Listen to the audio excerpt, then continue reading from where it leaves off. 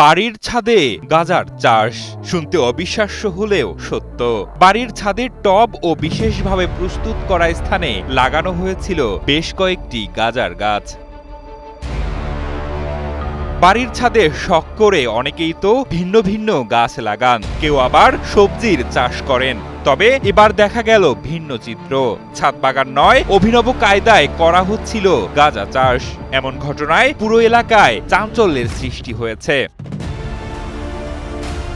তবে শেষ রক্ষা হলো না। প্রায় ৬ থেকে ৮ ফুট লম্বা গাঁজার গাছগুলো জব্দ করল পুলিশ। শুধু তাই নয়, বাড়ির ছাদে গাঁজা চাষের অপরাধে বিকাশ দাস নামের গাঁজা চাষিকেও আটক করা হয়। বিকাশ দাস সুনামগঞ্জ জেলার সদর উপজেলার গৌরাং ইউনিয়নের হরিণগড় গ্রামের বাসিন্দা। গত ১১ জুন বিকেলে গোপন সংবাদের ভিত্তিতে অভিযান চালিয়ে বিকাশ দাসের বাড়ির ছাদ থেকে বিশেষ কায়দায় চাষ করা বেশ কয়েকটি গাঁজার গাছ জব্দ করে সদর মডেল থানা পুলিশ।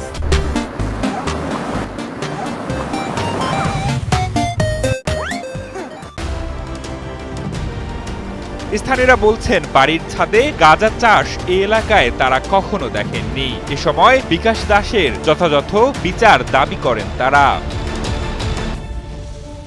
এ বিষয়ে সুনামগঞ্জ সদর থানার ভারপ্রাপ্ত কর্মকর্তা রতন শেখ জানান, নিষিদ্ধ গাঁজা চাষের অপরাধে বিকাশ দাসকে আটক করা হয়েছে।